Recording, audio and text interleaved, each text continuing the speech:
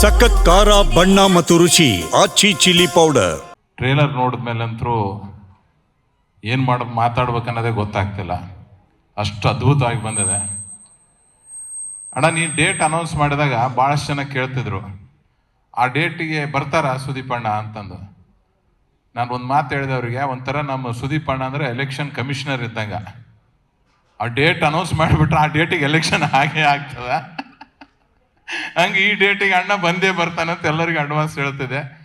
ಯಾಕೆಂದ್ರೆ ಅಷ್ಟು ಹೌದು. ಯಾಕೆ ಚಕ್ರವರ್ತಿ ಅಣ್ಣ, ಒಂದ್ಸಲ ಎಲೆಕ್ಷನ್ ಅನೌನ್ಸ್ ಆದ್ಮೇಲೆ ಮತ್ತೆ ಚೇಂಜ್ ಆಗಿದ್ದು ನೋಡಿದೆ. ಹಂಗ ಸುದೀಪ್ ಅಣ್ಣ ಅವನ್ನ ಅನೌನ್ಸ್ ಮಾಡಿ ಭಾಳ ಅಂದ್ರೆ ಭಾಳ ಖುಷಿ ಆಯಿತು. 25ನೇ ತಾರೀಕು ನೀವು ಬರ್ತಿದ್ದಿ, ದೇವ್ರು ಒಳ್ಳೇದು ಮಾಡಲಿ, ಇನ್ನೂ ಏನು ಅಣ್ಣಗೆ ಯಶಸ್ವಿ ಸಿಗಲಿ. ನಿಮ್ಮ ನೋಡಿ ಭಾಳಷ್ಟು ಜನ ಭಾಳ ಕಲಿಯೋದಿದೆ. ಬರೀ ಒಬ್ಬ ಹೀರೋ ಆಗಿ ಸುದೀಪ್ ಅಣ್ಣ ಈ ಫಿಲಿಮ್ನಾಗ ನಟಿಸಿದ್ನಂತಂದ್ರೆ ಅನೌನ್ಸ್ ಮಾಡಿ ಡೇಟಿಗೆ ಬರ್ತಿದ್ದಿಲ್ಲ.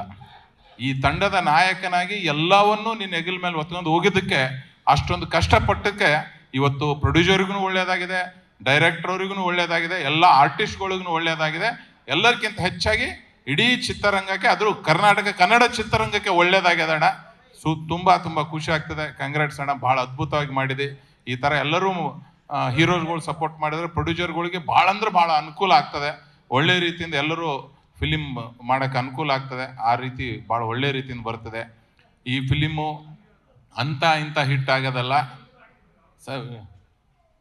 ಸತ್ಯ ಅವ್ರ ಪ್ರೊಡ್ಯೂಸರು ಎಲ್ಲರ ಊರಿಗೆ ಹೋಗ್ಬೇಕಂದ್ರೆ ತಮಿಳ್ನಾಡಿಗೆ ನೀವು ಗಿಸ್ನಾಗ ಹೋಗಂಗಿಲ್ಲ, ಅಥವಾ ಫ್ಲೈಟ್ನಾಗ ಹೋಗಂಗಿಲ್ಲ, ದೊಡ್ಡ ಲಾರಿನೇ ತೊಗೊಂಡೋಗ್ಬೇಕು. ಅಷ್ಟು ದೊಡ್ಡ ಹಿಟ್ ಆಗ್ತದೆ. ಅಷ್ಟು ದುಡ್ಡು ತೊಗೊಂಡೋಗ್ಬೇಕಾದ್ರೆ ದೊಡ್ಡ ಲಾರಿನೇ ಬೇಕು ನಿಮಗೆ. ಅಷ್ಟೊಂದು ದೊಡ್ಡ ಹಿಟ್ ಆಗಲಿ, ಒಳ್ಳೇದಾಗಲಿ ತಮ್ಮೆಲ್ಲರಿಗೆ ಅಂತೇಳಿ ಈ ಒಂದು ಫಿಲಿಮ್ ತಂಡಕ್ಕೆ ಎಲ್ಲರಿಗೂ ಶುಭ ಹಾರೈಸ್ತಾ, ಎಲ್ಲ ನಮ್ಮ ಫ್ರೆಂಡ್ಸು ಹೇಳಿದ್ರೆ 25ನೇ ತಾರೀಕು ನಾನು ನಿಮ್ಮ ಜೊತೆಗೂ ನೋಡೋಕೆ ಬರ್ತೇನೆ. 25ನೇ ತಾರೀಕು ಹೋಗಿ ಎಲ್ಲರೂ ಈ ಪಿಕ್ಚರನ್ನು ಚೆನ್ನಾಗಿ ನೋಡೋಣ, ಹಾರೈಸೋಣ ಅಂತ ಹೇಳ್ತಾ ಒಳ್ಳೇದಾಗಲಿ ಅಂತ ನಾನು 2 ಮಾತು ಮುಗಿಸ್ತೇನೆ.